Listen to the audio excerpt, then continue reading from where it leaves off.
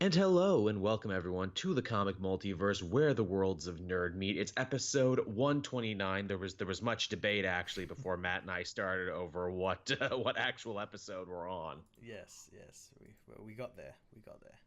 That's what happens when the holiday happens and you have special commentary tracks, which thank you everyone who listened to that track and thank you for our guest Tom for showing up. He was really happy to be back and Yeah. lots of people were happy to see him again. Yeah, people really liked him coming back. We'll have to do it more often. We will. We'll have to get him into the next commentary track. Obviously, Matt and I would love to have Tom around a bunch. The only problem is time zones. Like, just getting us all together Yeah. for that one was such a pain in the ass. Alarms had to be set, people had to disrupt their day, but we did it for you. We did. Another new thing you might notice is I'm not drinking out of my regular Superman cup. I have a new mug right now. I'm bringing that up because there's a little pinhole in my favorite Superman cup. So now I got Oh to drink. no. I know, and now I gotta drink out of this generic coffee mug like an animal. You have to get a Superman one, like I do. I've got like a Superman ceramic mug. That's a good one, yeah. I had a Game of Thrones one, but for some reason, well, I know exactly what the reason is. It's all tea stained and everything now, so it doesn't look good. I look like a hobo. Also, I had to get House Baratheon because it was the only house they had, but honestly, I think it's better that way. Yeah, let me drink out of the cup of this house that gets destroyed like 3 seasons in. And no one mentioned them ever again. No. But the stag is a cool animal. So what have you been up to, Matt? What have you been doing? I've been working. I've been trying to catch up on my massive pile of comics that I still have yet to get to. I know it doesn't end right, and like we had a little bit of a reprieve the last couple weeks because it's like, oh, good, we don't have to watch the TV shows to keep up with them. Oh, what's that? Young Justice is back. Oh, the Punisher is coming back soon. Yeah, and like in the next couple of weeks, every other show starts back. hmm We had SVU and the Orville back on network hmm TV, which always lets me know, like, okay, so the comic book ones are coming back Yeah, soon, right? it's starting. I really been digging that Orville show. Did you keep up with it? I did. I really liked it. I like I haven't watched the third episode yet, but I watched episodes 1 and 2 of the second season. It's pretty good. I won't spoil it for you. Something actually pretty huge happens in season 3, and they get some real emotional content. I'm just sitting here being like, how is it the dick joke parody of Star Trek is better than the actual Star Trek show they have right now?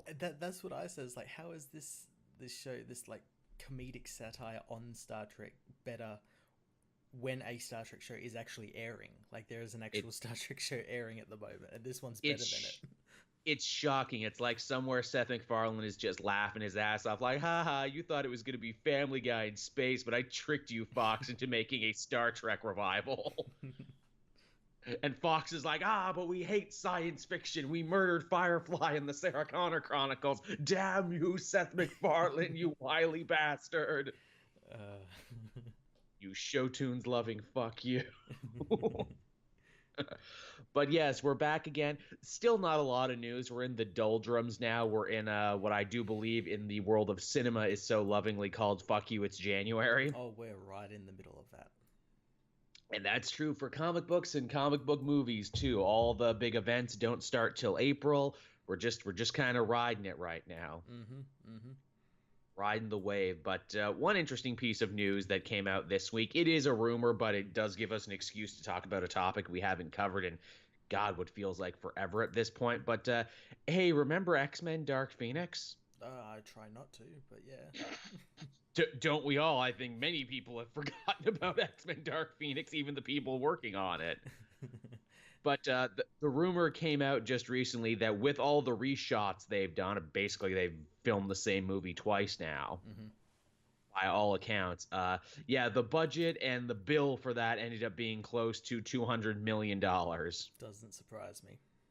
No, and do you think X-Men Dark Phoenix is going to make that budget back, especially, in a day and age when something like Justice League underperforms? No, I honestly don't think it will. It'll be a surprise if it actually does, but I think because a lot of people know that there's nothing going to be happening afterwards with Yeah. those those versions of that character, then There's literally no point in seeing this yeah, one. I'm going to see it mainly because I just want to rip the shit out of it. But I mean, it certainly looks like we're going that way, and we're going to be able to play that game that we did play during Justice League, and that is, ooh, can you spot the reshoot? Let's see if you can that's such a spot the fun game.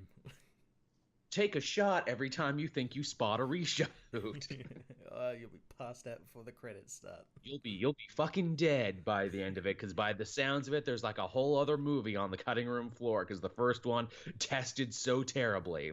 Yeah. Apparently they like reshot like, I think it was like 2/3 of it or something, some ridiculous amount. How involved was Bryan Singer involved in this one again? He didn't direct it. It was that Simon Kinberg guy that directed it. Who I don't mind Kinberg's work. He's done some good stuff. I prefer him in Star Wars stuff. Yeah, this is true. Well, I'm sure we'll get lots of that too from him. But yeah, I know Singer got brought up a lot over the weekend there, because I guess the Golden Globes happened and Bohemian Rhapsody won Best Film, even though it really shouldn't have. And also they kind of threw the director whose name was on the piece under the bus because Singer was involved, and everyone is rightly so. Hey, fuck Singer. He's probably a sex predator. Yeah, well, as well, people, and I agree, like, people should have been giving the actual director of that movie, Dexter Fletcher, the credit he deserved, but because of the whole Directors Guild rules and everything, because he filmed so much of it, he doesn't get a credit or something. It's so fucked. Due to some stupid archaic rule. And also, by all account, the movie's not even that good, because the surviving members of Queen had way too much impact on the actual story and the script, and apparently that ruined all the parts that you might actually want to see in a Queen movie. Yeah. But that's okay, because there's another Queen movie coming out, so you can see that one. That one might be better, apparently. Go see the second Queen movie that is the volcano to this one's Dante's Peak.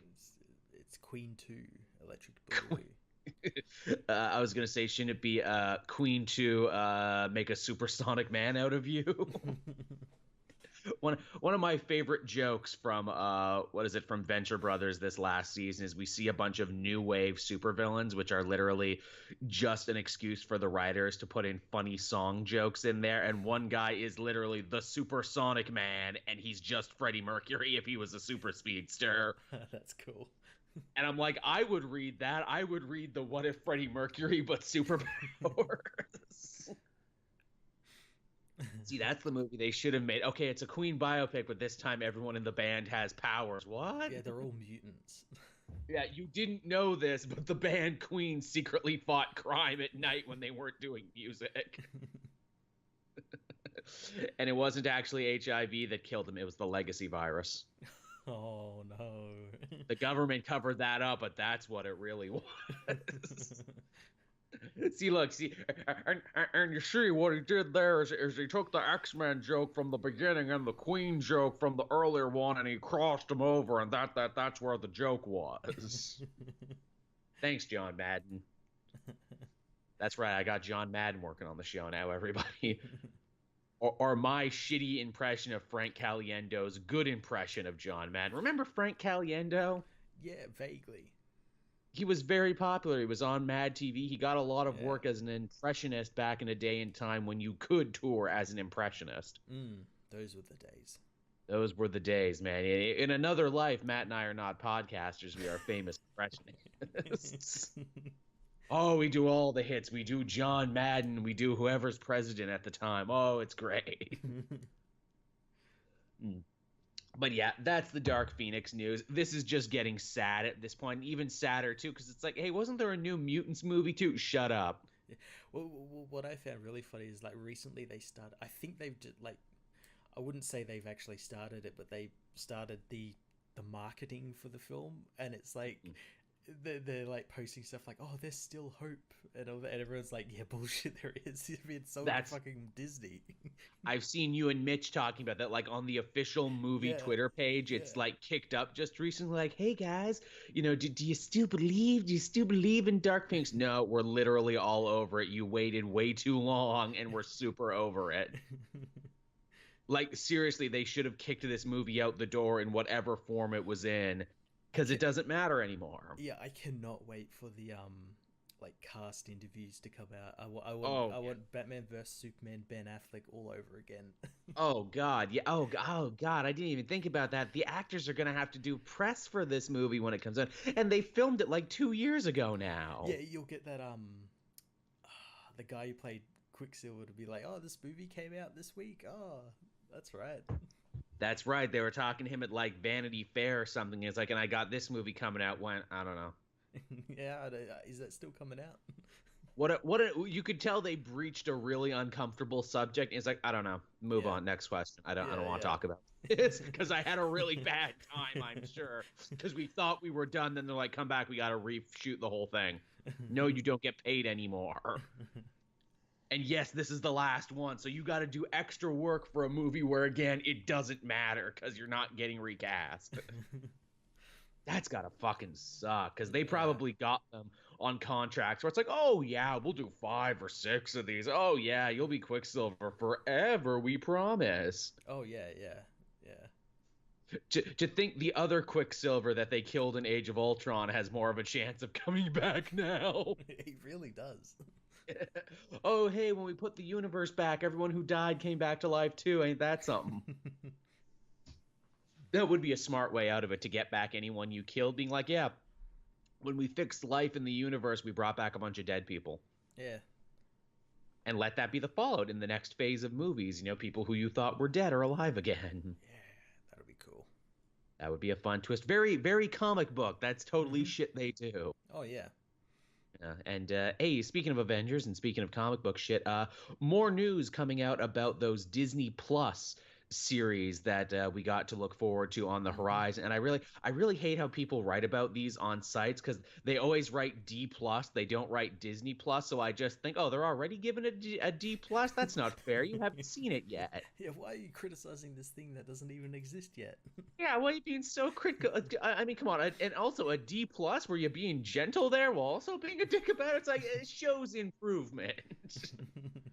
But yeah, apparently they're also working on a Lady Sif show now on top of the Loki show and the Vision and Scarlet Witch show that they were talking about. I think that'd be pretty cool. It kind of makes sense since she wasn't in Thor Ragnarok, or she wasn't on Asgard apparently, when it all blew up and everything. So don't know where she is. So Yeah, I'm yeah. dying to have that question answered. And also, Sif got a lot of play on Agents of S.H.I.E.L.D. She Mm, probably guest starred in 2 of their best episodes, Too Much yeah, Fanfare, so she has a fan base. yeah, And also, it would just be cool to be like, hey, here's your taste of Asgard and what's going on there. yeah. I think that'd be a really cool show. It'd be cool if they made it like sort of similar. Like she's out in the they. I guess they could probably kind of make her similar to like Angela in that way, Mm-hmm. where she's kind of doing her own thing and kind of separated from Asgard a little bit. Hell, Because I don't have think they've got. Angela in the show. I don't think they'll be doing her. No, no, although it would be fun. Heck, have Angela show up here as a guest character. I even pitched it like, hey, you know what? Maybe she doesn't even come to Earth. Maybe she just hangs out on a cool alien planet for Yeah, 6 episodes, and you riff on Xena Warrior Princess. Now it's Lady Sif Warrior Princess. yeah. She becomes like the Thor character for like an alien civilization. I'm down for that. There's plenty of Thor stuff that they're not going to touch Mm. for the movies that you easily could put in here. Hmm. I think that would actually be really cool. Yeah, They're also saying too the Loki show won't be how you think a Loki show will be. They're actually getting a little creative with it. yeah. They said that like Tom Hiddleston's going to be narrating the show, and it's going to be about a Mm. younger Loki. Which they could do, especially if they write in the idea where it's like, oh, Loki changes his forms all the time. Yeah, yeah, I'd like to see that. I was hoping it'd kind of be a show set in that time period between the first Thor and the Avengers, where he meets What Thanos and all that sort of stuff. That would be really cool. You know, Loki, the Lost Years. What Mm, happened to him? Did the yeah. black hole fuck with his mind? Yeah. How did he Well, start hanging out with all well, those other aliens? apparently they actually kind of in. I think it was the most recent. They did like an MCU canon novel of Thanos. Oh. I haven't read it yet. I haven't actually even. I don't even know if it's out yet. But like excerpts got released, and they actually kind of retconned a little bit the Avengers, where like Loki wasn't actually evil in that movie. It was all the Mm. staff's doing that was making him go Eh. a little bit more evil. Interesting, because I know Loki, both in the movies themselves and both as metafiction, we like him and like Tom Hiddleston too Mm-hmm. much for him to be 100% evil. You know, Mm-hmm. he's a bad boy. He's an anti-hero. The Yeah. staff did Yeah, it. and they're kind of playing to that. Especially too, if you know the Loki show is popular and you want to keep doing Loki shows, it'll probably be good if he's a good guy and not a villain. Yeah. But hey, from one space opera to another, Star Wars Resistance has been greenlit for a second season. Now, I have not finished season one yet. I think I'm like episode 8 of 11 or something right now. I know they had their mid-season just recently. Yeah, well, by the time this episode goes up, they'll have started back on the second half of season two, season one. I mean, yeah, it just keeps getting better and better with each episode. It's building, and again, for anyone who it's not Clone Wars, it's not even Rebels, it's very much its own thing. The art style takes a little getting used to because they're using new color palettes and everything, but Mm-hmm. the stories are still pretty solid. Yeah, and along with the season two announcement, we got like a season one part B trailer that sort of Mm. what's coming up in the season, and it looks really cool. I kind of knew they were going to be doing because the show catches up to The Force Awakens, and we get to see the events of The Yeah. Force Awakens from these characters' point of view, and Ooh. then I imagine because of that, because The Last Jedi takes place immediately after, we'll be getting Last Jedi stuff as well as post Mm. Last Jedi stuff with season two. Very interesting. So if you want some answers to some questions, you got to watch this. Mm. And yeah, they've introduced some pretty new or pretty interesting new characters there. You've got Commander Pyre, who Mm. is like Phasma, but what if his armor was gold instead of platinum? And he does a little bit more than Phasma as well. He does a little bit more in this show, but he's definitely the okay, who's our Phasma for this? They Mm-hmm. they mentioned Kylo Ren. We get to see that what is it, the dude who Kaz is living with, he was an X-Wing pilot, and they actually brought down the big ship that Rey lives in on Scarif, so that's Yep. pretty cool. Yep. There's nice little connective tissue there. Poe Dameron gets to be a supporting character. He basically takes the main character out on little field trips that are And fun. I liked those episodes where like every 4 or 5 episodes it's like, oh, Poe comes back and Kaz gets to go out and be a resistance pilot with him. I Yeah. think they're really cool episodes. They did one, I don't know whether you've seen it, where they like have to fight like that little that creature that Jabba has, that little. Oh, Salacious Crumb, yeah. They fight like a one of his species, and I did see that it's one. a really good episode. It's very Aliens. They like drop Yeah. the humor for a little bit, and it gets very like Aliens-esque because they're getting hunted around a ship by a big monster. Yeah. That's a nice touch and everything. They could do more of that in the future. It's clear they wanted more of a comedy show, which I cannot fault them for because Clone Wars was very serious and Rebels was very serious. I can see why they wanted to do something a little different. Yeah, well, as well as that, they're doing like they did with Clone Wars and Rebels, where they started off kind of light-hearted and fun, and now they're moving into the second season and the latter half of season two. They're sort of like getting a little bit more serious and again growing with that audience. And because, as we know, the middle chapter of any Star Wars story is always the darkest and most dour. Yes. And hey, speaking of cartoons and cartoons that have come back, as we record this now, Young Justice has returned and also just wrapped up its second helping of 3 episodes. I didn't know how they were going to release it, if they were going to do it episodically on the DC app, or if they were going to do it Netflix and just let you watch it all at once. But it's kind of interesting, the release schedule they have. It's 3 episode packs every week.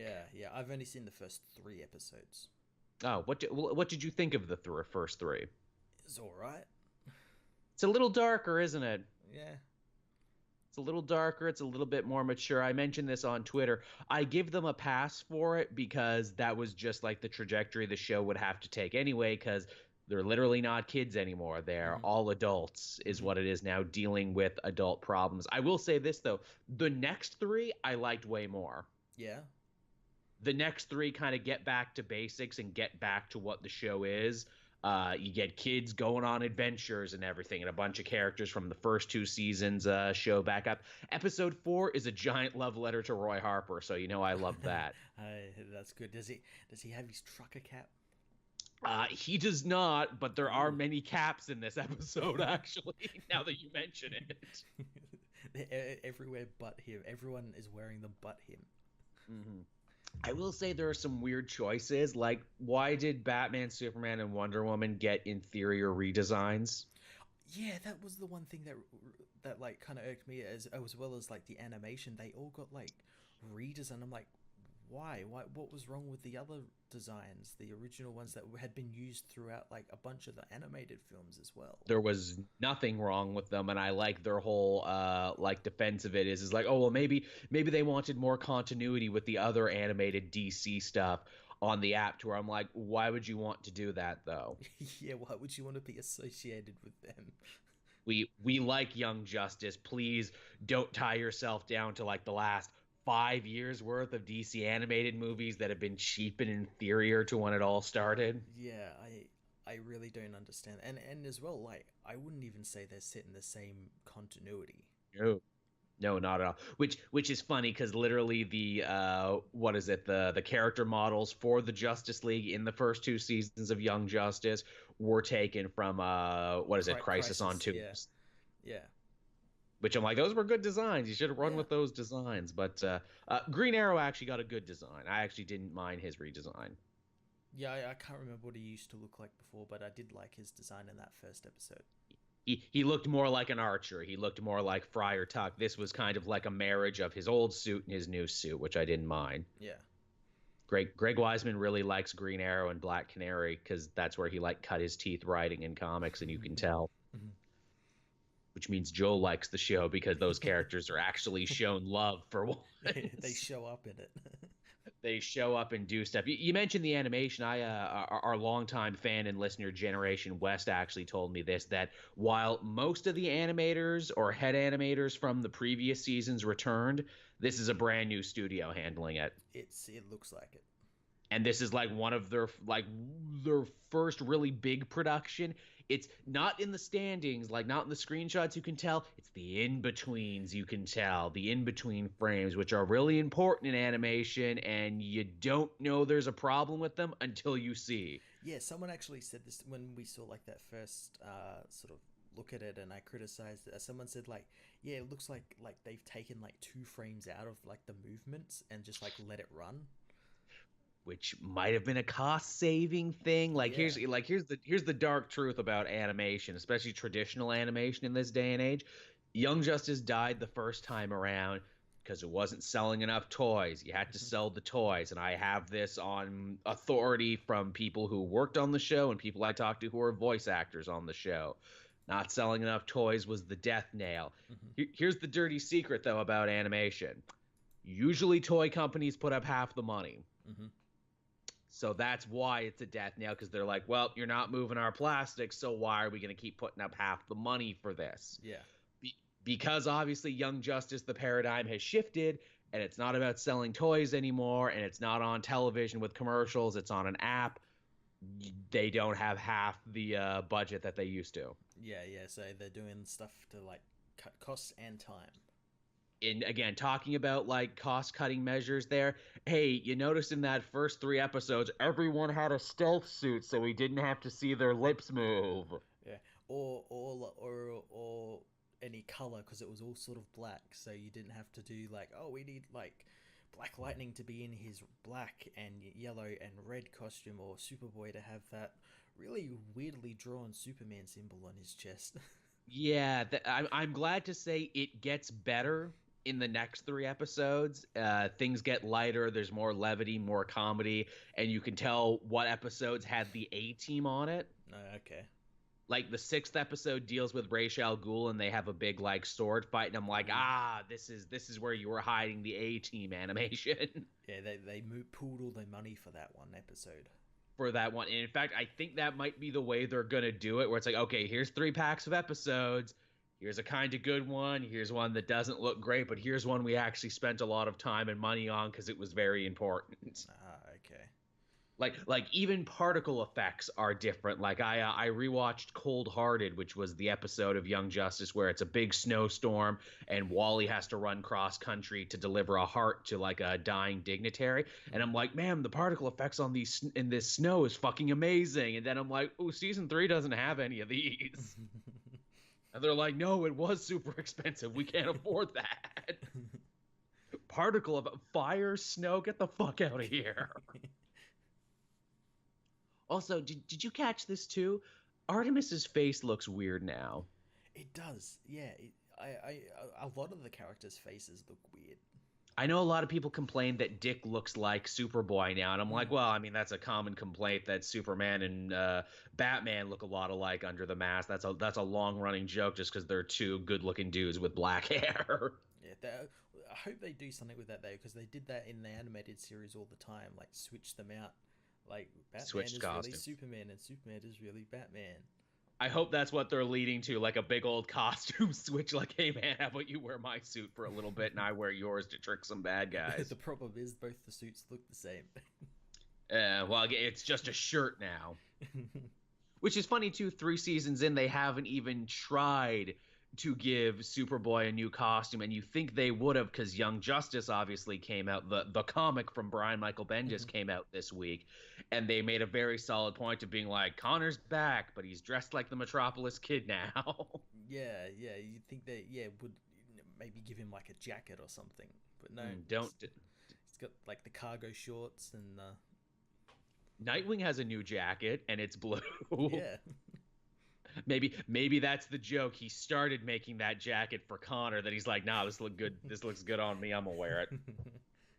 Also, too, holy shit, Barbara Gordon became Oracle in the 2-year jump. Yeah. So That's Killing pretty cool. Joke happened between those 2 years. Yeah, something we don't see.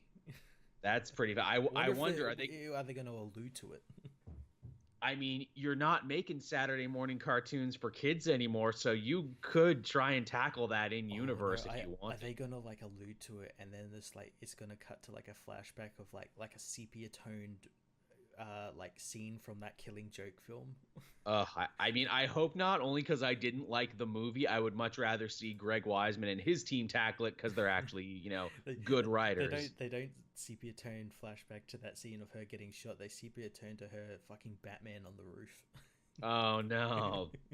Actually, hey, in that same tone, Steel shows up, John Henry Irons, in the first episode, which again makes me think, did Death of Superman also happen in between?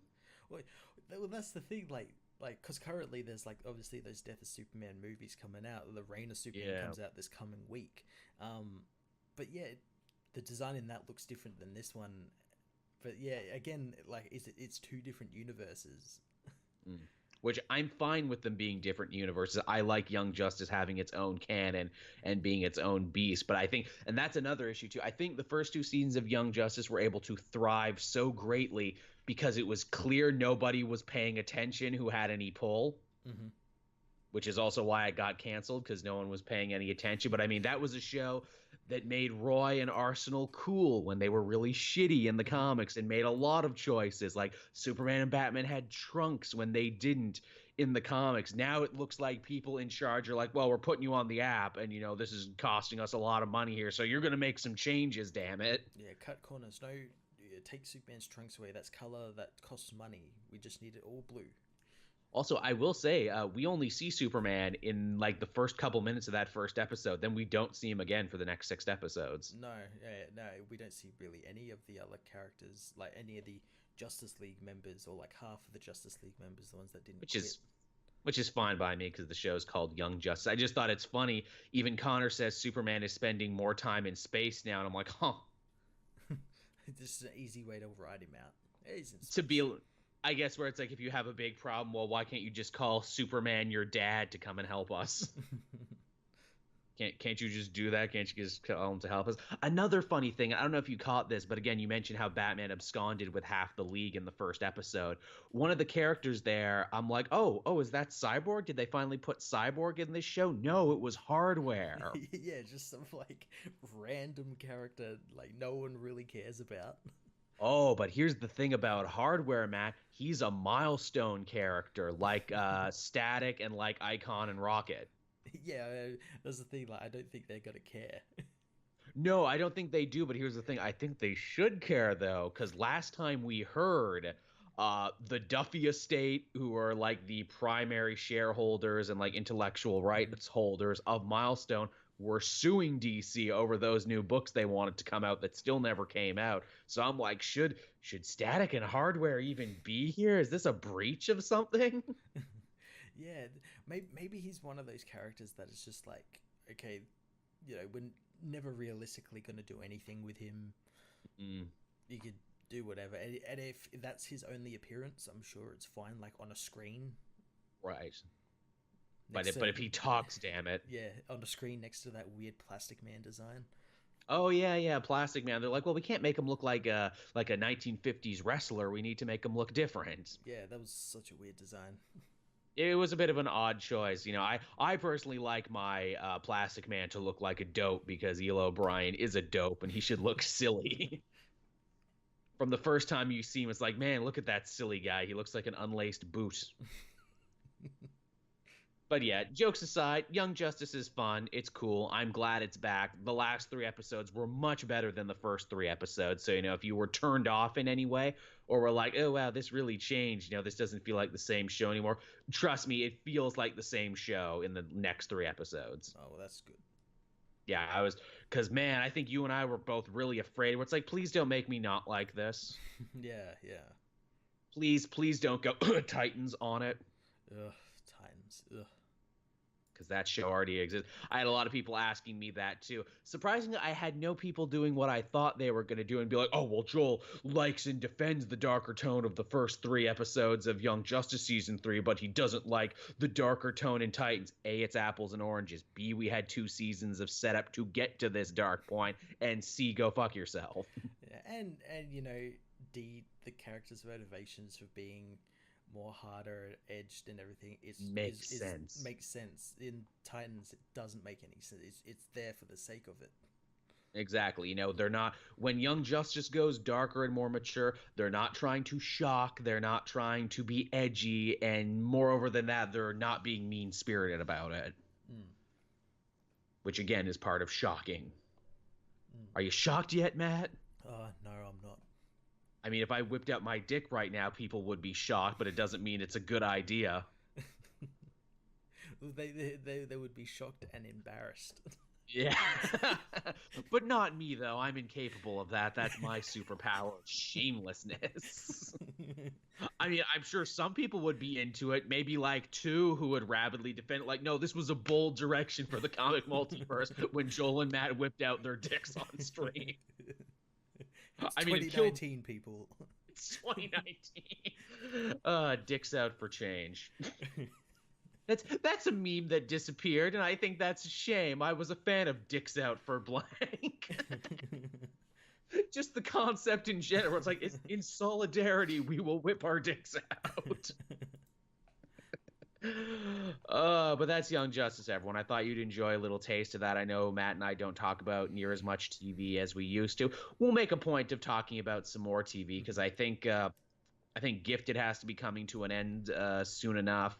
We got Flash and Legends and all of that coming back, and I mean, obviously, we're building up to another Crisis crossover. Yeah, definitely. So that's going to be special.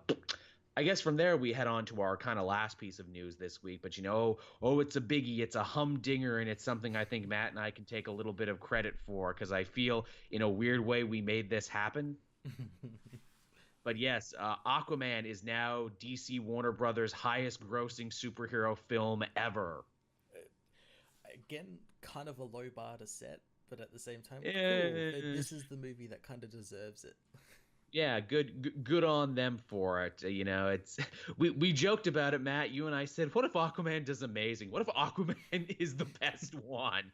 Just to really make the people who run that company pull their hair out. What do you mean people don't want Batman and Superman, but they're so horny for Aquaman? They want so much Aquaman. What do we do? Do we give it to them? I guess. But yeah, I figured that would actually be a good segue to do our Aquaman-centric spoiler cast. We didn't get to do one when the movie came out. I think this might be the latest we've done a spoiler cast, but fuck it. There's no other news to talk about. Let's do it. Yeah, let's do it. So Aquaman, yeah, it was pretty good, wasn't it? Yeah, it's not without its problems, but yeah, it's the best DCEU movie ever out. So it's not a masterpiece, I don't think it had the same kind of emotional resonance that Wonder Woman did. Mm-hmm. But then again, this one doesn't whiff the ending the way Wonder Woman whiffs the No, ending. no, it's actually, I wouldn't say it's quite a reserved ending, but it's like more time was put into it. Well, it's funny because it is and it isn't, but I mean we'll Yeah. get to that ending and my own issues I had with it. We have Jason Momoa playing Jason Momoa as Arthur Curry, the Aquaman, Oh, he was Jason Momoaing it up. which the man is charming. You cannot fault him for that. In fact, as I sat and watched the movie and saw him in such close proximity to redheaded Dolph Lundgren, my mind instantly went to, you know what he's doing? He's doing the 80s action hero thing. He's being Schwarzenegger and Stallone in their prime. It's, I get by sheer force of charisma. I've got pithy one-liners. Look at my abs. That's Jason Momoa's greatest problem as a performer. He was born in the wrong decade. If he was born in the 1980s and was a movie star there, he'd be massive. Oh, he'd be a household name. He'd be a household, although he's getting there now Yeah. anyway, almost by sheer force of, which fucking good on you for that, man. People aren't calling you Khal Drogo anymore. And I think there's no better indication that this is just Jason Momoa being Jason Momoa, and I joked about this on Twitter, than the whole tattoo thing. That he's so proud of them that for like 90% of the movie, he just runs around in his tattoos and nothing else, which are his own tattoos. They kind of try and make you think, like, no, it's an Atlantean thing, not a Polynesian thing. Then why do no other Atlanteans have tattoos? Well, see, that's the thing, because like I've seen like I've seen like just photos of him like on like red carpets and everything when he just like wears that sort of like gypsy look, and Yeah, he's got a very interesting fashion, like neo Native American from the future. he only has that one arm tattoo. He doesn't have the whole body tattoo. All the rest are like Oh, ones that they put on him for the film. I could be oh, see, I completely did wrong, not. but I've only seen like pictures of him when he's like, you know, at a beach or like at one of these Mm. premieres where he's in one of those shows, and he just has like that arm, like scale mail arm tattoo thing he has. Right, because I just assumed he went full Dwayne the Rock Johnson, Anawahi, Roman Reigns thing, where it's like, no, see, I just get one little tattoo, but then I keep adding to it over the years, and by the end, I'll have a full bodysuit of Polynesian tattoos. Uh, I might be wrong. I don't know, but yeah, all the pictures I've seen, he's only had that like one little Hmm. arm tattoo. Oh, well, I mean, clearly he likes tattoos, and clearly Yeah. that was a driving force for the character, even though it's fucking hilarious to me. And I got to give credit to my mom on this one because she actually brought this one up to me. She's like, hey, if Aquaman is so bulletproof and people can't shoot him and stab him or anything, how did he get all those tattoos done? It's a good like yeah. How? I was shocked at my mother for that. I'm like, that is an amazing insight, Mom. I am stealing this idea and passing it off as my own. And when did he get them? Because they wouldn't be like Atlantean tattoos, right? They're just like tattoos. There's even a scene, and this scene is so adorable in retrospect. It's little Babby Aquaman Jr. Hanging out with Volko, and he's got a little Babby tattoo, which will one day grow into a big tattoo. If you just keep pouring water on it. It'll just keep. That's the thing. They're all henna tattoos. They're all temporary. He wakes up every morning and does them. I remember I said it like I had like a good idea of like how he got them. Whereas like when he's branded a traitor, they like put them on Yeah. him, and they're like traitor tattoos that signal like he's half human, he's not worthy I or something, and he uses them as like a he's proud of them because he is half Right. human. Yeah, like he's taking it back. I Yeah, kept waiting for that moment too. I'm like, okay, well, is there like a map hidden in the tattoos? yeah. Like prison break? Is it like a message from his mom? Does it mean something? Because why do they keep showing them off if they don't mean anything? You have to use every part of the story. It's Chekhov's gun and everything. You can't show me the tattoos and then have them not mean anything in the end. And they technically didn't mean anything Yeah, in the well, end. they also could have done the thing where, like, when he's that little kid and he's in the aquarium and his eyes turn yellow, they could have done something where it's like, oh, you see, like, his arm or something, and the tattoo, like, appears on the arm when his eyes turn yellow, meaning, like, oh, he's getting in touch with his Atlantean side or something. I don't know. I mean, maybe Volko just on the side when he's not being, like the vizier to the Royal Atlantean family. He's also an amateur tattoo artist in his van. He's like, hey, kid, come to my van. I have some designs I want to show off. Okay, Willem Dafoe. I hope that's a deleted scene, just him. All right, I showed you how to do the water wand trick, and now I'm gonna draw some sick tribal on you, bro. You'll be the coolest kid ever. That's what I wanted in that movie. But yeah, I mean, just like solid cast. Obviously, Jason Momoa getting by the sheer power of being Jason Momoa. Willem Dafoe, as I mentioned. The brother Orem. Who's that again? That's Patrick Wilson playing. He was so good in this film. Patrick Wilson. He elevated the material of what was ultimately a really underwritten villain whose motivation kind of changes from scene to scene to I fucking hate the surface because of pollution and global warming is boiling the oceans and I will drown them in their own garbage. And it's like, okay, fair enough. And then like almost to the end of the movie where I really wish they gave this bit more time, but like his motivation seems to change a little bit to be like, no, I'm mad at the surface because it stole my mother away from me. Yeah.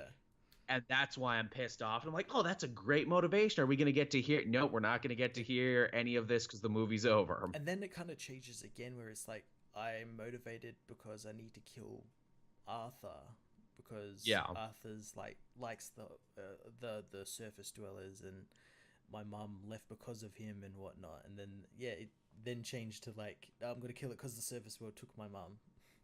Yeah, if they had just didn't. So then, like, wouldn't he be mad at his father then? Because his like father who passed the sentence, and again, man, this if they had just taken another pass at that and like tightened up his origin, it would have been really good. And like you don't even have the Thanos excuse of like, well, yeah, he's a crazy person. Like he's not really Orm a crazy person. He thinks, he plans. He's got a lot of stuff going on. He's not a crazy person. And the thing is, he's kind of he's not undeserving of the throne, like say like Killmonger or something. Like he deserves the throne. Like he is the legitimate son and everything. And it's not only that, it's the line of succession. And as we can see, the Atlantean trains are running on time. He's not doing a bad job. No, people seem to like him. Yeah, people seem to be cool with him. It would be one thing if he was like a shitty Uncle Scar leader where it's like there's no food anymore. Yeah. But he's doing all right, but he just doesn't have the magic pitchfork, so I guess he can't be king anymore. No. It's also a thing too where it's like he brings up the pollution thing, like I hate the surface dwellers because of the pollution and global warming will kill the sea as well as the rest of the planet. And I kept waiting for the moment where I'm like, oh shit, he's got you there, Arthur. What's your rebuttal to global warming? Oh, none. You have no rebuttal. You just got to twirl your spear around. Nor do you for the rest of the movie have any counterpoint to this. No, I guess you don't you? Once again, had the movie been had they taken another pass at it and had he had like something good to say to advocate on the part of humanity, I think that would have taken it from a pretty enjoyable movie to a pretty great movie. Yeah, and again, like, because this is very, very, very similar to Black Panther.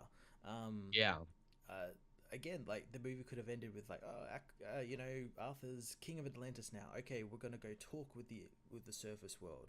We're gonna make our presence known, like at the end of Black Panther, where he makes Wakanda's presence known. If they're smart, that will be the sequel. And in fact, I was working on my own sequel when I left the movie, where it's like, hey, Arthur, you're king now. You have zero experience, and in fact, you killed a whole bunch of people with that giant sea monster stunt. Hell, you didn't even introduce yourself to the king of the crab people before you took his entire society and dropped it into a lava sinkhole. Why should they listen to you? Oh, because you have the magic stick. He's kind of a dictator in that way. Like, he's the only one around.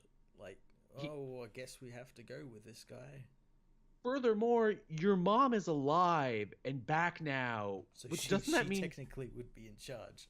Doesn't that mean she should be queen? In fact, when you found your mom, if you didn't need the trident to leave, you probably didn't even have to get the trident because she literally could have come back and said, hey, Orm, knock the fuck off. And he'd be like, okay, Mom. Yeah, exactly. He didn't need to fight him. Which that's a problem in the script too, where it's like, well, if literally one lady being like, knock it off could have ended everything. But she kind of outranks all of you. I was shocked to see the dinosaur island at the center of the earth. That's straight from like the DC Rebirth era. Yeah, all that sort of stuff was like really cool. It makes and it's like it removes it so far from that original Zack Snyder. No, we're grounded and serious and dark and everything, which I'm so glad the movie decided to do. It just ditches all of that crap. Also, too, you know, when I watch a Man of Steel or when I watch Batman v Superman or Justice League, it's like, oh, you read one, maybe two comics in your life.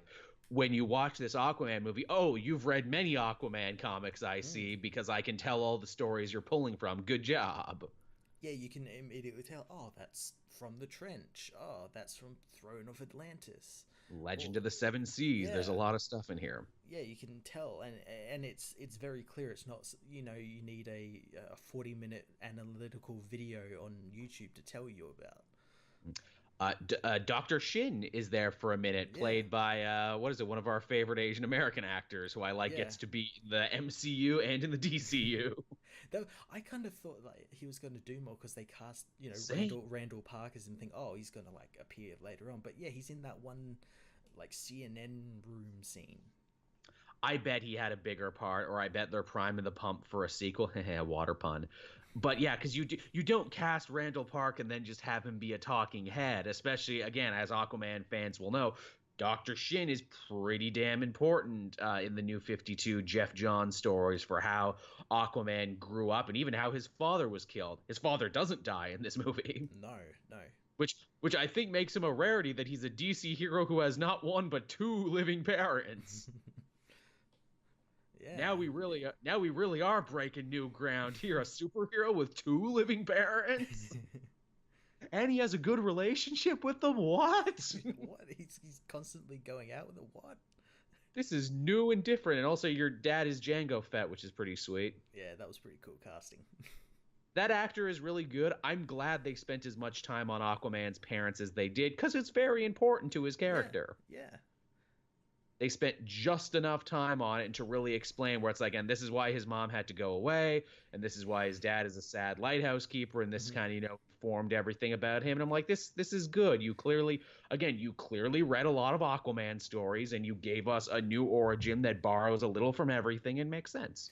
I did say when I first saw it, I did say like, so like Atlantis is basically hunting Atlanta.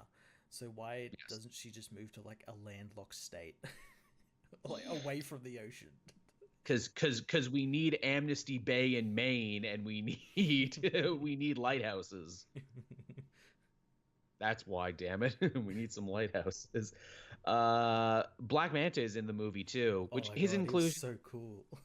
He wasn't he? He's so cool, and it's like you could really cut him, and the movie didn't need him. But fuck, is he cool though? You made Black Manta badass. Yeah, I liked his introduction with him working with his father as like pirates that have, and I like that they actually explain like every little thing. Like he just doesn't have that like manta ray sub. They explain it later on. It's like, oh, he stole it from the American military and all that sort of stuff. And which is more than the comics really do to explain Black Manta. It's shocking that that character has been around so long, and yet so little has actually been written about his origin. Yeah. I will admit that scene, it's a good scene, but it's indicative of what you're going to get in the rest of the movie, and that his characters come down with a bad case of exposition diarrhea. Yeah. Yeah. Like where his father stops this like pirating job just to like, oh, here, have this knife that has a ray on it, and our ancestors had it. You got to take this knife. Meanwhile, Aquaman's killing all their men. Yeah. Now, as you know, Black Manta, no, you don't actually have a real name, so I'm just gonna call you Black Manta. As you know, Black Manta, this knife belonged to our grandfather, and he was a frogman in World War II, and blah blah blah blah blah blah. Obviously, you know this because I carry this knife every day, but I'm only just telling you this story right now. The movie did that like 3 times where it just stops dead for exposition. Orm does it again later too, and he's like, yes, we stand here at the site of the ancient kings of Atlantis, and if I get all the votes, I can become the ocean master and declare war, and blah, blah, blah. But you know how they get out of that? It's okay to have a bunch of exposition so long as something explodes at face level off screen. God, I completely had a problem with that because that happened 3 times. 3 or 4 times. Yeah, they're like talking and then it goes quiet and I'm like, explosion's about to happen, and then like boom, fucking explosion, Black Manta's there, and boom, it's a submarine. And Never have I seen a better example of that old screenwriting trick where they're like, look, if you don't know how to end a scene, just have someone get shot. Or I think even like Michael Bay said it, look, there needs to be a car chase or an explosion every 10 minutes. Yeah, it's exactly that. It's like And I'm not we saying don't know how to finish that explosion. and I'm not saying that's good or bad. I'm just saying this is a beautiful moment to teach film theory right here. It's like, look, you don't know how to end an awkward expository scene? Have something blow up off screen. Yeah, just blow it up. They do that, and hey, it fucking works. They do change the specifics of how Black Manta and Aquaman meet, and it's a little less Shakespearean because obviously in the comics, Black Manta gets hired by Doctor Shin to steal some paperwork off Arthur's dad. He gets killed in the in like the crossfire, and enraged Aquaman goes to kill who he thinks is Black Manta, but he actually kills Black Manta's dad because he's wearing the suit that day, and thus begins their Shakespearean blood feud. Couldn't really do that in the movie, so we have this kind of confusing moment where Aquaman really easily could have helped and really should have helped, but he's like, fuck you guys, I helped enough for today. Which doesn't make much sense because of like, I guess you could say the stuff he learned in Justice League to like help and work, but in saying that, like the movie also just plays fast and loose. It's like, Justice League might have happened. They mentioned like Steppenwolf once. They sure do. They mentioned that one time, and then they're like, oh, that Atlantis you thought was Atlantis? That wasn't really Atlantis. No, that was nondescript ruins. Yes, and also that trident you thought was your trident, that's not really the trident. This is the trident. That costume you thought was your costume, this was the real costume. Again, just like retconning all this shit everyone hated. Which I would have had a problem with it, but you're right. I did not like Justice League. No. I like this better. Thank you for changing it. Yeah. I'm totally all right with all this. In fact, because I didn't like Justice League so much, I don't ask the question that people always ask when we talk about Avengers movies, and that is, if the problem was so bad, why didn't they call the Avengers? Here, it's like, if the problem was so bad, why didn't Aquaman call the Justice League? Because fuck those guys.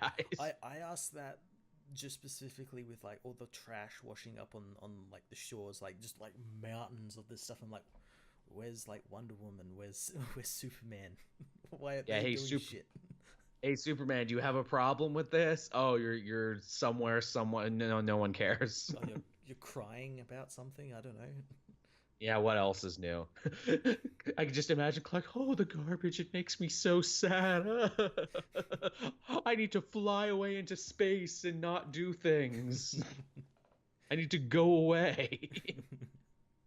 And where's Bruce? He's in rehab. Oh, too real, man. Again. Too real, man. Where's Wonder Woman? Back in 1984, maybe? Somehow, we don't know how that works yet. No. But we will. I guess really the only thing that I genuinely did not like and was not a fan of, and I think we're both going to agree on this, wow, the music blew in this. I don't know who's like in charge of like sorting out like who does the music for each of these DC films, but like they need to be fired. Yes, not only fired, but horsewhipped. Like, this might be the worst one. Like, Justice League had some bad musical choices. BVS and Man of Steel had bad musical choices. But this one right here, oh my God, a Pitbull song with a sample from Toto's Africa. That's like, hey, do you want to be kicked in the nuts and have some salt rubbed in the wound while we're at it? This is like, I like to think that that's like a holdover from like when the movie was being developed in like 2006. Oh, it has to be a placeholder song, and it comes in at the worst time too. Hey, we're going to the Sahara, which again is right from Jeff Johns' Aquaman run. That's an issue right there. Hey, we're gonna go to the Sahara, which is in Africa. Let's play the song from Pitbull that samples Africa. Well, not only that, it happens after this very, very serious event of like Arthur being like beaten in Atlantis, and Mera basically turning her back on her people to help the traitor, and them both escaping from being killed, and Pitbull. It's tone deaf, and I just don't mean Pitbull is tone deaf. I mean, he absolutely is, but I mean it's tone deaf in the movie as well. Yeah, absolutely weird choice. At least the original score for the film is really cool. It is sometimes, and all the underwater scenes, it's cool. Then they're walking around the desert, and you got like what I could only describe as like epidemic sound, like stuff that you and I could get for free on the internet, like copyright free Yeah, placeholder music. Red Letter Media talked about that, and they said it's like that sort of rom-com music that is Yes. like a stock standard sound that you could just Yes. find on it, and it's exactly that. It really is. It's shocking. I'm like, how did no one change this? How did no one step in and be like, no, we need to record something better? Because there's like good orchestral stuff when they're underwater, but just in that scene, wow, that was bad. And then when they go to the Italian village, they start playing like a twee indie hipster song when they're in Italy. How does that make any sense? Yeah, it's completely strange, the music, and yeah, the music in all of the DC films have been so strange. I mean, heck, even in Justice League, they're like, "Oh, hey, what's Aquaman's theme tune? Icky Thump by the White Stripes." I'm so glad we didn't have any of that kind of shit in this. Honestly, man, I hated the music in this one so much. I could have killed for some Icky Thump. At least that has a good ass riff in there. Oh, you know the one, like, I don't think it was the worst, but it was the one that annoyed me the most when Black Manta has his whole suiting up montage. I'm Oh evil yeah, Iron yeah, it Man doesn't make building any my sense. he's listening to like some lame radio crap. I'm like, Black Manta would not listen to this. He would listen to something with some fucking bass in it. You know what he would listen to? He would listen to Hello Danger from the Spider-Verse movie is what he would listen to. In fact, that even has a lyric in there about swimming with sharks. That's what it should have been. No, you know what it should have been? It should have been Annie Up by Ma or MOB is what that should be. Annie Up, kidnap that fool. Annie Up, your life for your jewels. That's what he should have been listening to. Because he's a uh, pirate, your life for your and jewels. any of these are better selections. Why don't you should become the DC music supervisor? Matt, the comic multiverse will do it for a sandwich and a handshake. Heck, give us some merchandise. We'll do it. uh, Uh, oh, yeah. speaking of merchandise, actually, I got sent something from a company. I don't think DC sent it to me, but clearly they had a rollout of people who work with certain people. They sent me a light up Shazam sweater, but it's a large, and I am not a large, so I can't wear it. Oh no. No, and I was going to be wearing it around and lighting up Shazam everywhere I go. Oh, that's a shame. So, if anyone out there is listening, Joel is an extra large. But yeah, again, let's talk about the finale too, because it's better than the finales we normally get in the DC movies, but it is indicative of a problem I have, and that is nothing in them is real because it's all clearly done in a computer and there's nothing you can grab onto. No. It feels like a video game. They're not standing on anything real. They're not holding anything real. Mm-hmm. It's really annoying, Ocean Master's helmet's not real. None of it's real. It looks cool, but yeah, it's not real. I feel like I'm playing a really expensive video game. It's like, hey, you know what? Give me the controller. It's my turn to play. I think I can beat Ocean Master. But yeah, I mean, Aquaman had a lot going for it. The audience I saw it with seemed very pleased with it. And in fact, the cab driver who drove me home, he had seen it the night before, and he was just enraptured by it. He compared it to like seeing Star Wars as a kid, and I'm like, really? Okay. Jesus. Okay. I mean, hey, I'm not gonna spit in the face of love if people like it and people are that wowed by it. China is wowed by it. It's one of the biggest movies in China currently. So is Transformers. That true. I was gonna say, hey, and if They the like Chinese, the big CGI action blockbusters. because that's inherently American, is what it is, Yeah. and you want to live the American dream of watching a big, loud movie. Yeah, yeah. The one thing I did like that the movie did was it set quite a bit of it in daylight, like broad Yes. daylight, light. You could Yes. actually see what was happening. Boy, was that nice. Yeah, and even like when they had like the deep dark ocean scenes, there's like they had like reasons for like why is there light? Oh, it's these jellyfish and these strange illuminate creatures and everything that had like it wasn't just like because the sun. Also, an octopus played the drums at one point. The highlight of the film. To where I'm like, thank you for that. This is the sort of as I forget who I'm quoting here, but they said that's the sort of bollocks this needs. And I agree. You don't make an Aquaman movie without having a giant squid play the drums. Also, Aquaman rides a seahorse in this movie. It's a giant mutant war seahorse, but he fucking rides one. He does. He rides. What was that? What was that creature called at the end of the Kraken? It wasn't the Kraken. It was something that I imagine was like, oh, it's meant to be the Kraken, but we all say it wrong or something. They should have just called it the fucking Kraken. It's the goddamn Kraken, Oh, or yeah. the Leviathan, or whatever you want to call it. Yeah, oh god, it looked really cool, and he rides that. I thought that was pretty cool. And as well, they even managed to do his powers justice, where you see like the sonar waves when he sends out. I thought that was really cool. I didn't think they would do that. I thought they just do it like, oh, he looks intently at a shark or something, and and it bites Orm's head off or something. and we get the orange and green costume, and it looks pretty good in live action. It looks really good. Which didn't think I'd get that. Which thank you. That's good. Good job. Yeah, I know we probably wouldn't see anywhere else. No, or maybe we. I don't know. This is a new age is dawning at DC Warner Brothers films. I should have. If Zack Snyder was to get his way, I doubt we would actually see that. We'd be stuck with that crappy one that he had in Justice League. Nah, he's too busy designing shirts now for charity. Oh, shirts that are apparently that's his Justice League too. This shirt. This gobbledygook of a shirt. It's going to a good cause, but it's a shitty That's design. true. Can you believe all these years later people are still talking about, oh, release the Snyder Cut? There's no Snyder Cut. I can. You should today as we record, you should check my timeline.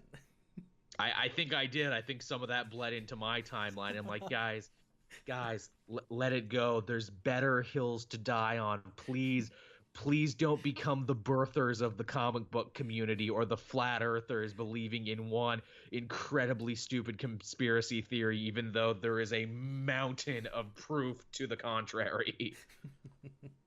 Please don't be. It's got to come out, damn it, Joel. You got to have some faith. We got to pool our money and buy a plane to fly a banner over. I'm not lying. They actually did that. No, I know they did. It's like that rapper who was like, look, we can't trust NASA. We need to buy our own spaceships and our own drones to see how flat the Earth is. Okay, sure, why not? And then if I get enough money in my GoFundMe, I'm going to launch a spaceship. And we'll see just how flat the Earth is.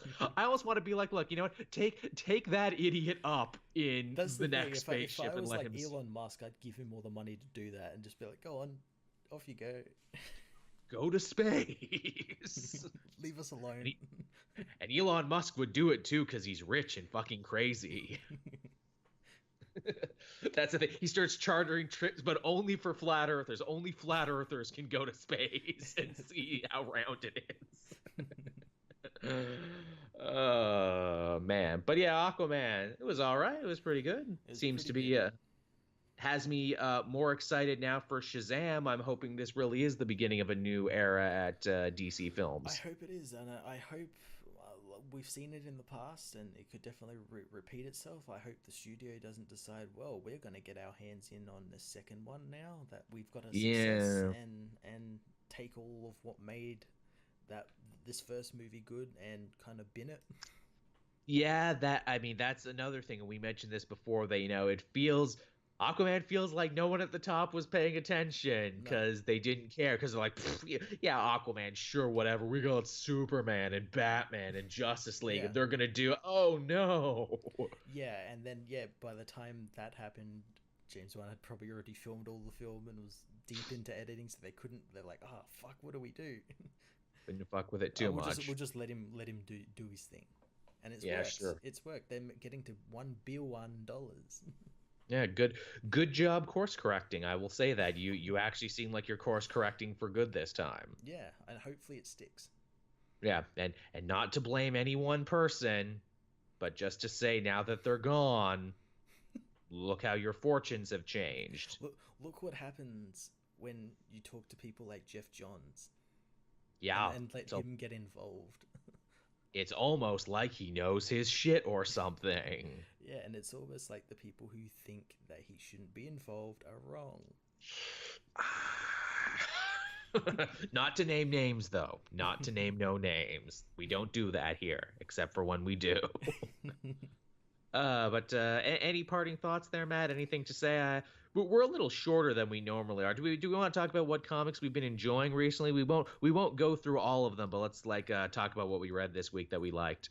Cool. Well, let's talk about Young Justice since we mentioned it earlier on the show. Yeah, probably my favorite thing Bendis has written so far at DC, even though it completely bends continuity over a park bench and has its way with it. It's a weird place in continuity, yes. Oh, I said this on yes. Twitter when I read it, and I saw people kind of confused. Superman Reborn changed everything in the DC universe. And I think a lot It of only people. changed some things. It changes what the writers feel it should have Well, changed, that's but the it thing. didn't Like, change it everything. changed it enough so that if a writer wants something to come back, they can actually have it back and actually have it make sense in a way. Um, But yeah, then you get stuff with like, hey, Tim Drake has shown up here. But didn't Tim Drake and Spoiler say they were gonna go and get to the bottom of this DC Rebirth Manhattan conspiracy? Oh, she's gone now. Don't ask questions. I imagine hopefully we'll be getting some answers to that soon. Um, Also, hey, Impulse, you seem to know everybody here really well. That's because you were on the Teen Titans team with them in the New 52. Oh, no, wait, that was Bart Tor, not you. yeah. This is Bart Allen from the post Flashpoint universe who came back in Flash War, so he would know everyone. Right, that's what people are telling me that speedsters are able to tell because it's all history to them. Yeah. Well, he was actually kind of very similar to Wally West, stuck in a place from the post Flashpoint, stuck in the Speed Force, and he got out at the end of Flashpoint. So yeah, he's kind of in that same situation that Wally was in, Right. and he like knows everyone. Right. That is if Bendis knew that and he wasn't just making a mistake. But hey, I like your version better. I'll take some answer over no answer. Then of course there's Connor, who it's like, hey, weren't they implying you were deleted by Doctor Manhattan, but now it looks like you were just in Gem World the whole time? Well, apparently, and this could just be like Bendis like stoking the fires as he usually does on Twitter, but like apparently going to be it's going to be revealed that he was off with the Legion, like Oh. off sometime somewhere and hasn't been back for a while or something. Which that's an excuse I pitched several times. Be like, fuck it, he was off with the Legion. They needed a It's the super person. easiest one. It is, and it probably relates to a time when Bendis was reading Superman comics, so that's Mhm. something he could bring back. But that still doesn't answer any of the questions from A Lonely Place of Living and Mr. Oz and all those other stories where future Tim Drake says, "Oh, not only is he gone, he was deleted from history." I guess we'll find out hopefully soon. hopefully, That's, hopefully Dan DiDio hasn't like kiboshed all of that shit. we're not gonna find that out. He'll pull so Read Heroes in Crisis to find out. we'll get a weak answer or we'll get no answer at all, which in Yeah, sometimes no answer is better than an answer. yeah, yeah. Also, hey, why are you dressed like the Metropolis kid again? Shut up. Well, apparently he's gonna go back and forth from costumes. That one, there's like art that the artist did for Young Justice issue 3 that has him in like the t-shirt. And, Interesting. yeah. Same for Robin. Why Tim Drake are you back to being Robin now when you were Red Robin all throughout the New 52? And even your last costume had a little R on it. Now, yes, I know in A Lonely Place of Living they retconned his entire origin back to the one we know when he's told to tell it to Mr. Oz, but still, it's funny that they changed that and don't mention it. But yeah, like again, I could complain about continuity all day, but it was fun and it was enjoyable, and there was a youthful exuberance to it, and it had a real like new Avengers vibe to it. It did. I thought it was really fun, and having Gem World as like the villains is really interesting Hmm. as well. Yes, shocked it's never been done before. Also, Bendis makes his first mention of crises here. In fact, he says the seven crises, and I'm like, okay, which seven crises are you talking about? Because there's been way more than seven. Yeah, so which ones? So we got the Final Crisis, the Infinite Crisis. We got to count Heroes in Crisis. I mean, I that and wouldn't. Identity Crisis shouldn't count because nothing changed. And then it's like, well, okay, what about a crisis in time? And what about the flash of two Earths? Is that a Yeah, is crisis? Convergence a crisis? Is Superman Reborn a crisis? Is, Uh, they wanted to call Dark Knight's Metal Dark Crisis. Does that count? yeah, be specific, Bendis. Although he probably doesn't even know either. No, he's like, I just picked 7 because it's a cool number and because I have 7 members of this team. That's probably why. Yeah, that is probably why. Which, hey, I have no problem with that too. Maybe he'll get to it. Maybe he won't get to it. I don't know. But again, it's fun. I enjoyed this much more than I've been enjoying his Superman. Yeah, it was really quite a good first issue. I'm interested to see who that Teen Lantern is because he Uh, introduced us to all these characters, and that Teen Lantern just kind of showed up. right. The rumor and the skinny is that she's not actually a Green Lantern, but she's like a tech expert who was able to like hack a power battery. Oh, that'd be pretty interesting. Yeah, that's not bad. My buddy Sal had a good theory too, where he's like, "Hey, if Bendis was smart, you know what it should be? That she's a Green Lantern, but she's a magical Green Lantern, like how the original Alan Scott used to be." And I'm like, "Oh, that's so smart. He won't do it though." It's smart, but then you also have the thing was like, oh well, then her weakness would just be wood. Yeah, that'd be a little rough. What's made of wood anymore these days? Everything's synthetic. Yeah, that's true. Well, hey, that's your first arc there. You have to cure the wood impurity like they cured the yellow impurity from the Green Lanterns. We must meet the ancient god of wood and learn its secrets. What else did we have this week that I enjoyed? I just finished Justice League. Oh, that was a good issue. That was a good issue. It felt like a great episode of the Justice League cartoon, didn't it? It did. I've liked this team up we get with like Hawkgirl, Martian Manhunter, and Green Lantern. It's really cool. They use them all to great effect, and if you're a continuity junkie, they bring back the Absorbicon, which is a Thanagarian artifact from the frickin' Golden Age. Yeah, we haven't seen that in a while, and they brought it back and they explained like its workings really simply as well. They didn't go into it does all this. They just makes memories real. Yeah, well, it used to be it could read minds, and now it's like, oh, it can do more than that. It can make memories real, but it's like, ooh, that has some pretty huge implications should they take that to its natural conclusion. Yeah. Well, they actually already use it. That's how they explain why the Savage Hawkman is around.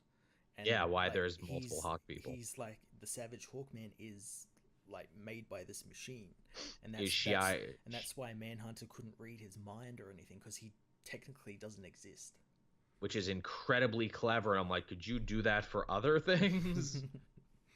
I mean, God, put that in the hands of someone creative like Scott Snyder. And he's like, oh, you have no idea what I plan to do with this. Oh, God, he can't be stopped. Yeah, I will do. Also, coming on the heels of Mr. Mixelplet, going to be a villain in one of the next upcoming arcs, and what looks to be the Justice League versus a bunch of alternate universe Justice Leagues. That would be something cool. Put that on Superman and have him be like, all right, I'm going to summon all these hypothetical Supermen. Oh, that'd be so cool. From other points in time. I will fight your imagination with further imagination. Yeah, well, no, then you want someone with imagination, put it on a Green Lantern. Yeah, really, who can just create all sorts of shit. Heck, Jon Stewart's pretty creative. He was able to create kryptonite. I thought that was pretty cool. And for him to be like, yeah, I can't do this all the time, though. It's very hard. Yeah. That's all I ask. Just say why he can't do it every time, because it's difficult. I guess one other book we read this week, and it just wouldn't be a comic multiverse show if we didn't talk about this. Batman came out this week, too. Oh, let's talk about Batman, and let's talk about last week, because Heroes in Crisis came out last week, and I want to talk about that one as well. Yeah, but both were incredibly thin, weren't they? Oh my god! So this Batman one is apparently part 2 of the Nightmares book, but I instead of following the story of that kid serial killer like I imagined it would have, Tom King got bored and decided he wanted to write Professor Pig, but he couldn't make a story with Professor Pig, so it literally could have been anybody. He put him in a dream. Well, apparently every issue in this arc is going to be a dream. That's why it's called Nightmares. Wasn't a dream though. It was a delusion, which is like a dream. So I'm already undercutting myself. God damn it. I don't know the difference between a dream and a delusion. But also, too, you can't build a whole story where the twist is, oh, it's a dream, when the storyline is literally called Nightmare.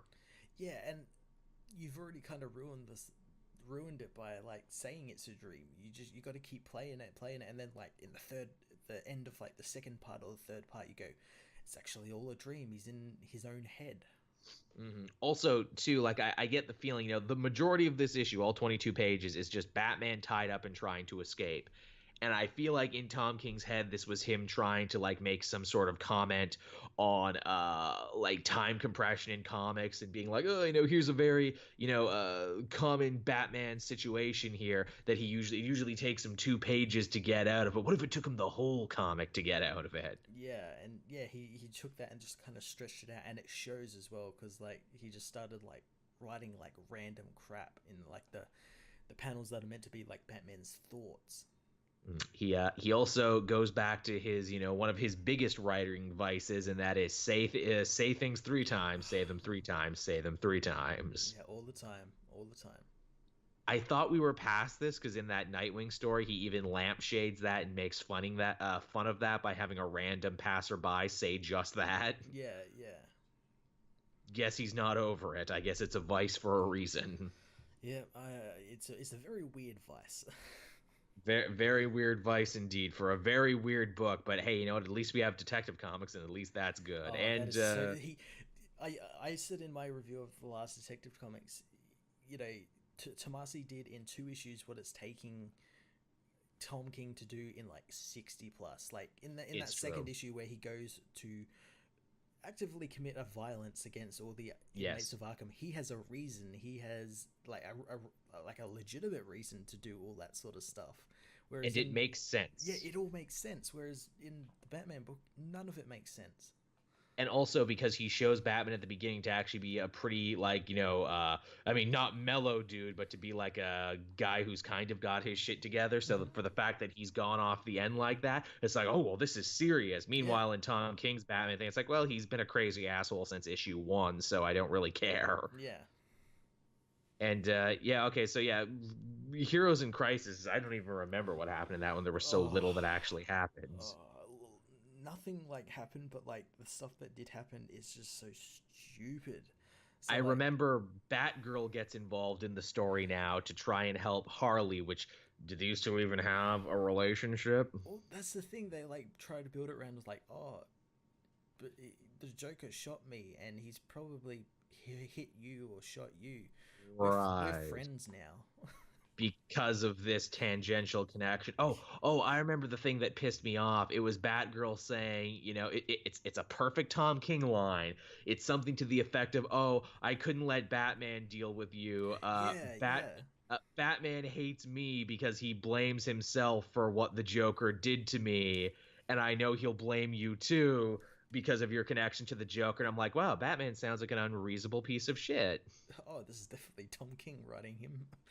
Where Batman is the worst person ever all the time. Yeah, but the thing that like really like made me mad was like the whole story with like Lois getting the stories and like all that sort of stuff, and then like releasing them and everything, and like you're a reporter, and yeah, I understand you got sources and everything, but like, why didn't like Superman say anything earlier?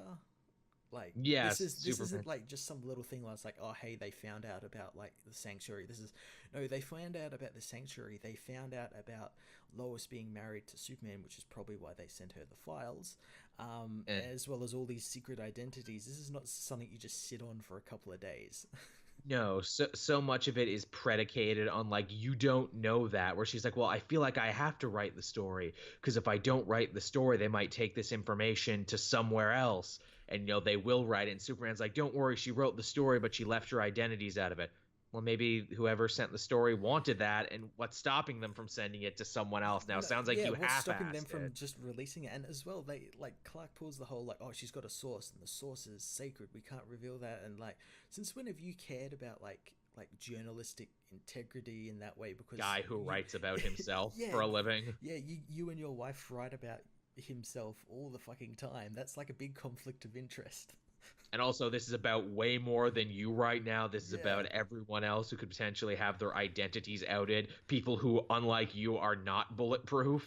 yeah, this is going to lead to way more deaths. And then at the end, like Batgirl and Harley Quinn both act like, oh, this is going to be big for the world. This is going to change everything. I'm like, so people who fight masked villains and see interdimensional horrors, people are going to learn that they suffer from PTSD. I think if I was a person there, I'd be like, fucking right they do.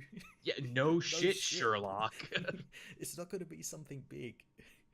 Yeah, it's again, Tom King has a very weird view of comic books and of stories and continuity. Oh yeah, he also made me really hate a Ted Kord, Blue Beetle, and Booster Gold team up. Reunion, which man, you got to work hard to make me hate that. I think it's because again, you're not funny, Tom King. Your work is so joyless and dark and dour. And so you reunited one of the greatest comedy teams in comic. No, no, no, no mas, And no the thing mas, is, no me gusta. it's not done in a funny way either, because Ted's like, no, you didn't do it, so I'm just gonna, instead of like talking, this out and everything with Wonder Woman, who used the lasso of truth, and every other time has like, okay, the lasso always tells the truth, so whatever the lasso reveals is the truth. Here she's like, no, that's not the truth. It's a little up in the air how the lasso works on potentially crazy people. It's like, are you telling the truth as it is, or the truth as far as you know it in your sick, deluded mind? So at least you did that much research. But it feels like a cop out, doesn't it? Don't put the lasso on him if it's not going to mean anything. Yeah, and he just like, no, I'm just gonna like blow up this building and we'll just escape, making us both look guilty as hell. Super, super guilty. How much money you bet Ted Kord's going to die by the end of this too? Because Didio apparently, Didio had a big hand in killing him the first time around. So yeah, being a secondary Blue Beetle, he's definitely on old Dan's hit list. Yeah, Harley Quinn will kill him. Oh yeah, because again, it's like, why do you bring back Ted Kord now out of nowhere if you're not going to try and kill him? Yeah, he just does come out of nowhere. Like, he is kind of mentioned in like the Justice League book and everything, but like, yeah, he just like appears here. Yeah, he was training Jaime in that sadly also once again canceled Blue Beetle. But man, Blue Beetle just can't catch a fucking break. He's so popular in every other medium, but he cannot catch a goddamn break in the comics. It's because people just want a continuation of what Keith Geffen was doing before the New 52. That stuff was great. That was Miles Morales before Miles Morales. But they're like, no, well, we got to fit him into the new universe, and we got to do some retconning here, and we got to make it work. It's like, we just want the old series is all we want. Yeah, that's not hard to understand. We just want the old series, and here's an even sadder truth about it. What made Blue Beetle so special and so unique at DC Comics in that time, when they were not writing about young heroes and their family and making it really like down to earth and layered and everything, that's like every teen book at Marvel now. So like, I don't think Miss Marvel would be as good as it was, and Miles Morales Ultimate Spider-Man and Nova and all those other books, if Blue Beetle didn't come first, where he was the first one through that door. He was the trendsetter, the trailblazer, but he gets no credit for it. No. And not only does he not get any credit for it, but he gets to miss out on a boom that he started. Yeah. It's kind of like John Constantine, Hellblazer, and all these paranormal detective shows. Yeah. He missed out on it just a bit too early. It's like, shit, him and Harry Dresden did it, but him and the Dresden Files don't get shit. There's like 100 seasons of Supernatural, but no one can do anything with Constantine. No. But I did it first. Doesn't matter, apparently. But yeah, that was our comics this week, everyone, or at least some of them. I still got a shitload to read myself, and I've been making good time. So do I. I'm gonna try and pump out a bunch after this. I got Green Arrow and Venom and Thor and Man Without Fear, and then Hulk and Marvel Knights and Killmonger and Miss Marvel. God, I completely forgot that new Daredevil series started. God damn it! I really want to read it. It's fine, it's good, but it's clearly just a placeholder until Zdarsky gets here. Okay. Which, that's all right. That's fine. Again, he's gone but not forgotten, Daredevil. Actually, we're getting some new number ones next week. We're getting Invaders by Zdarsky too, which holy shit, I love the Invaders. They're like my favorite niche team. I'm really excited for that. Man, this is really turning into the year of Zdarsky, isn't he? He's getting all the high profile gigs. And about time too. Yeah. Oh, your favorite guy, Tom Taylor. Did you read Friendly Neighborhood Spider-Man? I did, yes. What'd you think? It was pretty cool. It lives up to its name. It is a friendly Spider-Man book where he does not leave his neighborhood. Yeah, he does stuff for his neighborhood. Yeah, and he can fight crime and do good. And it has like I guess you'd call it like an Aunt May backup, which is pretty Yeah. heavy. Yes, for what is such a sweet, friendly book, it's also like, hey, Aunt May might be dying again. She has cancer. Yeah. Which I never take that shit seriously. My Nah. shit is always like, meh, she's died before, she'll die again. I'm not taking it seriously. Like, it's a backup and everything, but I'm like, is this going to be in like the Amazing Spider-Man? Is this going to come back in any way? Or do you have to read this book if you Yeah. want to see that story? Yeah. All I can say is, Pete, stay away from Mephisto. Don't you go there and get the spray bottle. Actually, hey, you know what? Mephisto can't come near Pete because he's fucking with Miles in the Champions right now. Yeah, that's true. That's true. In the new #1, they seek to imply that the Champions might have died on a dangerous mission, and Miles might have made a deal to bring them all back to life. Oh no, Miles, no. Yeah, and Mephisto's like, hey, buddy, it's me, the devil. He knows he can get to the spider people because they're always desperate. I know, right, man?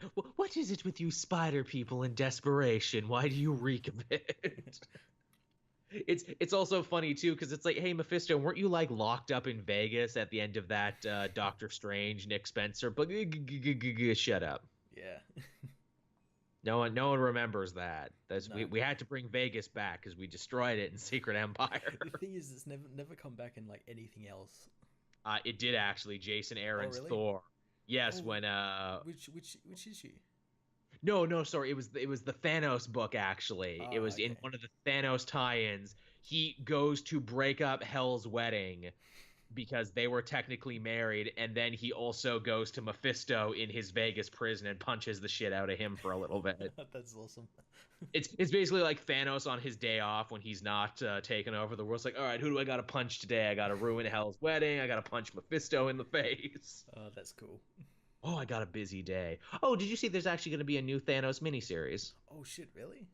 Yes, it's going to be 5 issues, and it's going to be about him leading up to and around the time he first adopted Gamora. Ooh, that sounds interesting.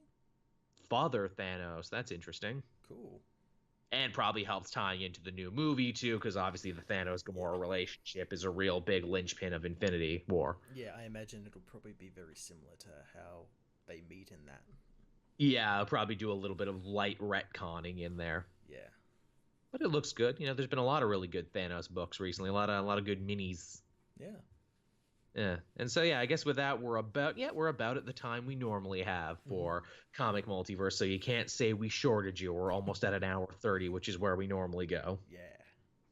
But yes, thank you everyone for coming out and listening to our first official show of 2019. The commentary didn't count. No, this is the first official show of 2019. We're going to be moving forward. We're going to be breaking new ground. We're going to be bringing hot, new, fresh takes and ideas, or we're just going to do the show as normal. We don't know. Yeah, as the way everyone likes. As the way everybody likes. More than you expected, but less than you hoped. The Comic Multiverse motto. We're born to runner up. You'll all see. You'll all see that. But yes, thank you everyone. I've been Cape Joel. I'm Matt. And we will see you all again next week. Bye-bye. Bye.